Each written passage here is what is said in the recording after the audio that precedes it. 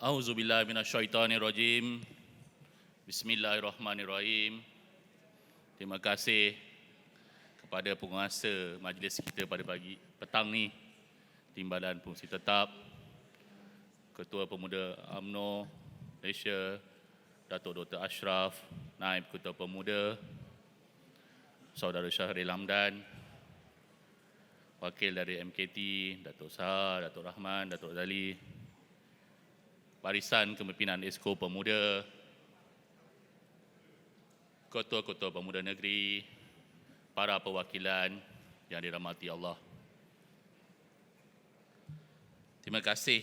Sebenarnya yang pertama, saya nak rakamkan kepada Ketua Pemuda Melaka yang memberi saya ruang untuk bercakap pada hari ini. Memandangkan nilai last term saya sebagai pemuda. Apa pun berlaku, pemilihan tangguh ke tak tangguh, tetaplah last term. Jadi, di kesempatan ini, saya ingin gunakan untuk berkongsi pengalaman selama 3 tahun, 4 tahun sebagai Ketua Pemuda di Kota Melaka. Untuk pengetahuan tuan-tuan, saya bukan golongan daripada line up pemuda yang asal. Saya hadir menawarkan diri sebagai Ketua Pemuda bila mana UMNO telah kalah pilihan raya. Hebatnya Kota Melaka ketika kalah, bertanding pun 3 penjuru. Itu ketika kalah, ketika menang tak tahulah apa yang berlaku. Ketika itu, saya menang 2 undi saja, sahabat-sahabat. Satu tahap, saya pernah give up. Sebab saya tak nampak harapan, tak nampak apa yang harus dilakukan. Tetapi, ialah, walaupun kita mula tu dengan nasyid muzakarah, dengan tazkirah, tetapi ianya merubah kepada keadaan kita semua pada hari ini. Dalam saya mengemudi Kota Melaka, saya telah berperang dengan DAP di Melaka dengan agak kritikal juga. Saya disaman oleh Ketua Wanita DAP.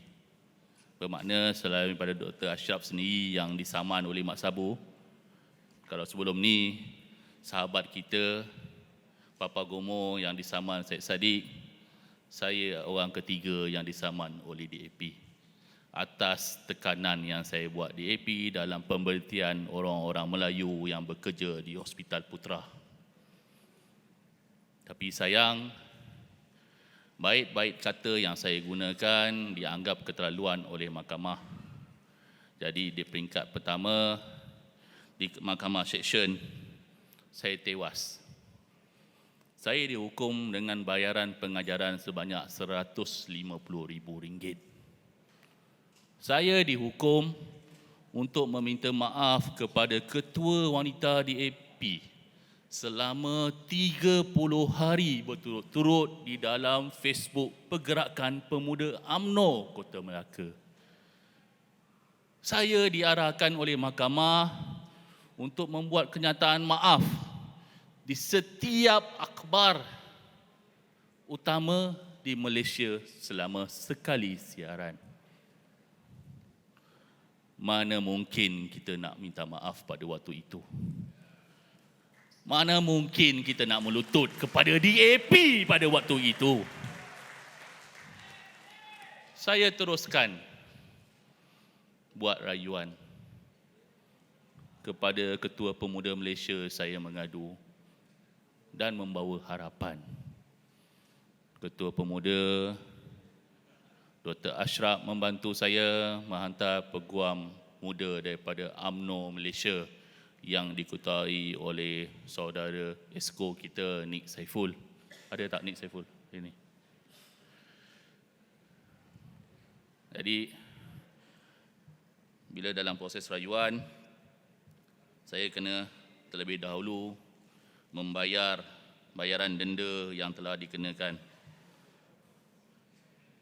Mana nak ada duit tuan-tuan, RM150,000.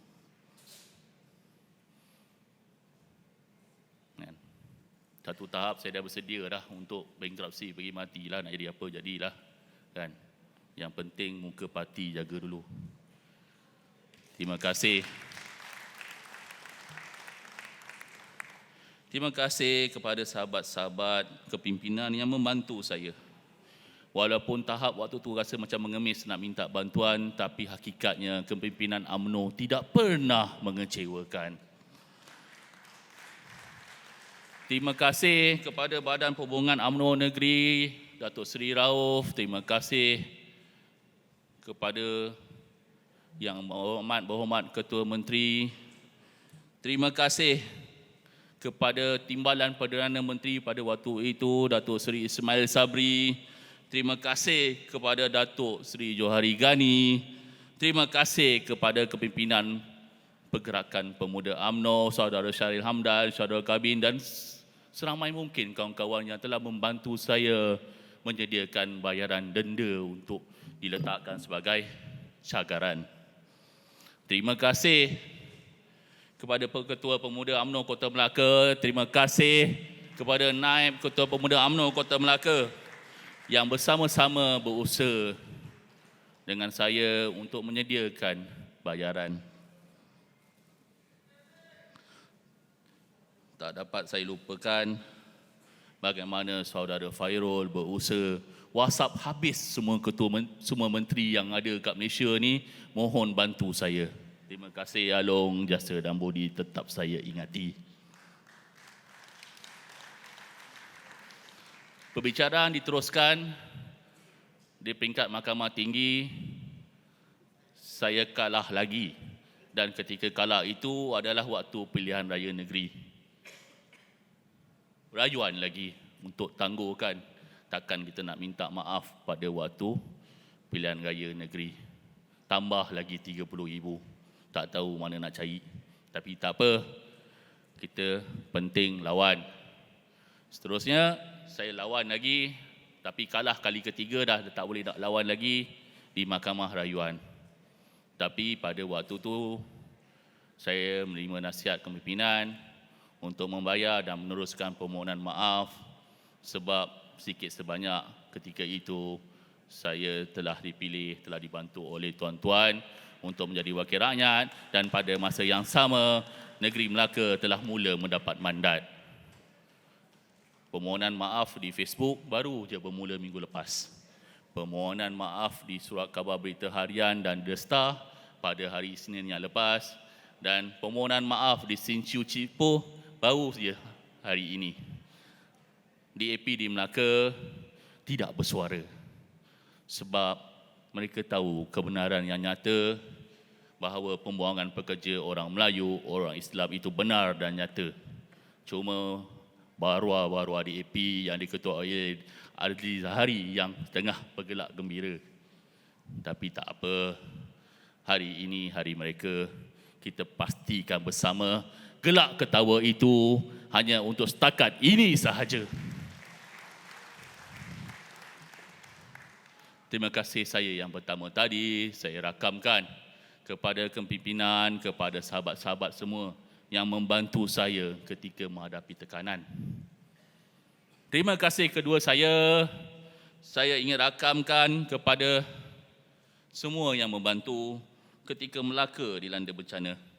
Ketika Melaka hilang kerajaan secara tiba-tiba. Melaka perlu ada pilihan raya yang segera.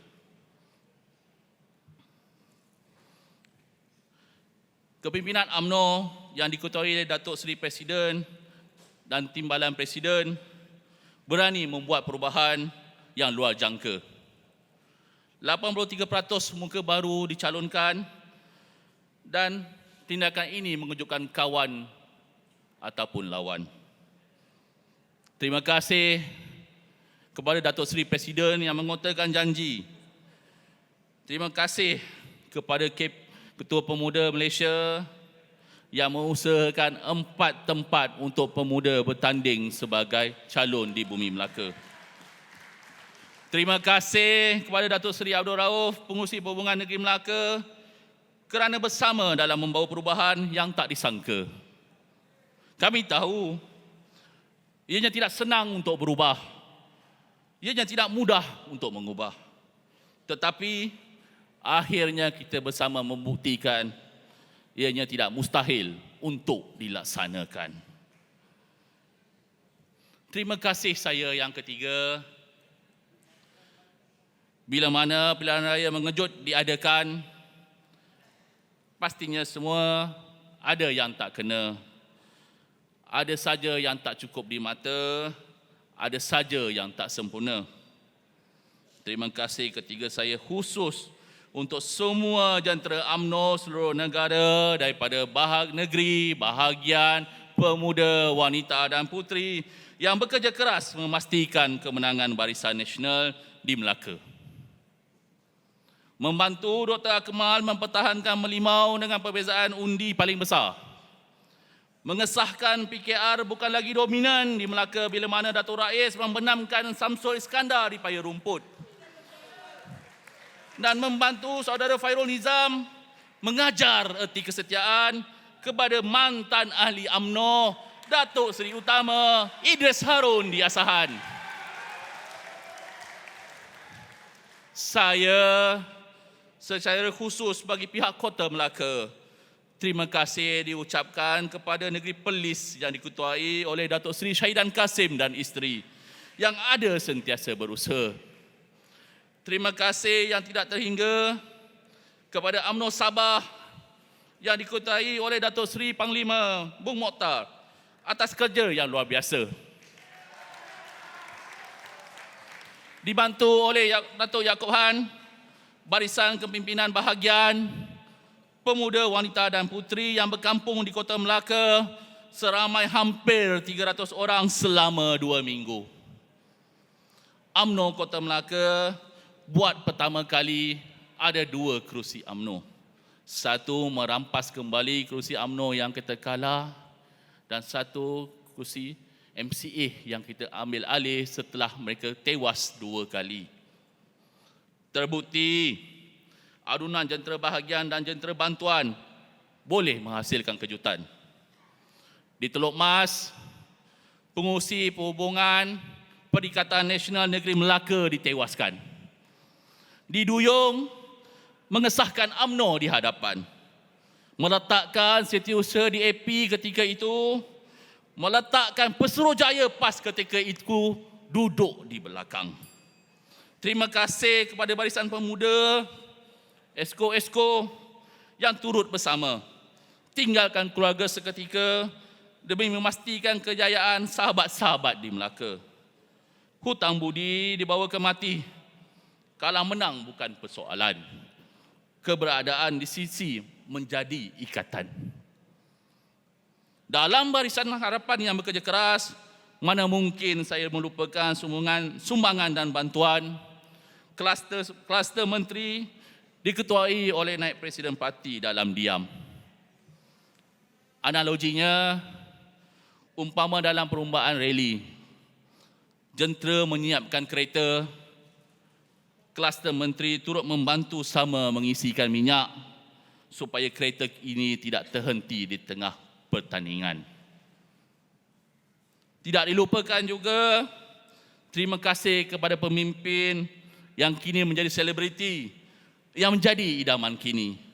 Bosku Datuk Seri Najib yang mana-mana kehadirannya kini sentiasa dinanti. Harapan saya, kepimpinan parti sedang memikirkan apa yang perlu ketika ini. Bagaimana menggerakkan parti dari dibenci, kini mula diterima kembali. Tidak mudah untuk bangkit berdiri. Diserang dari segala sudut dan segi, bertabahlah Datuk Seri Presiden. Pastinya pemuda yang diketuai oleh Datuk Ashraf Wajdi tetap tegap di hadapan mempertahankan parti. Kepada kluster menteri, ramai yang telah memberi yang terbaik untuk parti. Khusus 2 menteri yang menjadi sebutan kini. Terima kasih kepada Perdana Menteri Datuk Seri Ismail Sabri mendengar suara yang dibawa oleh parti. Kelulusan one-off terkini KWSP bagaikan pengumuman hari raya pada marhain seperti kami. Pada Menteri Kesihatan, Chief KJ, bertabahlah, bersabarlah. Buatlah apa saja yang perlu walaupun hari-hari kena maki. Yang penting dapat kurangkan mereka yang mati akibat COVID hari ini. Pada barisan kluster menteri, bantulah kami pemuda di bawah ini. Bukan bantu untuk peribadi kami, tapi bantulah kami dalam memberi khidmat bakti. Jadikan kami pejuang yang bermenteri di sisi. Bukan seolah-olah sebagai pembangkang pada menteri sendiri. Bukannya susah untuk kita bekerjasama. Contohnya buat Menteri Komunikasi. Kabarnya ada 600,000 tablet akan diagihkan buat semua penerima yang telah dikenal pasti. Berilah pemuda untuk agihkannya di agar umbi. Harap juga agar tablet itu yang diberi biarlah berkualiti. Nanti sekarang dalam membantu, kami juga yang kena maki sebab tablet tu rosak lepas pakai 2-3 hari. Ini baru satu contoh. Banyak lagi yang boleh diusahakan bersama. Berikanlah kepercayaan, berikanlah ruang. Barulah nampak kluster menteri tidak jauh dari parti. Barulah nampak kita ini satu hati. Apa yang terbukti kini? Adunan kepimpinan parti dan kluster menteri jika diolah rapi, penuh seni akan merealisasikan apa yang tidak pasti. Yang di atas, bincanglah sepatutnya paling tidak pun dalam grup WhatsApp sebelum dibawa ke media.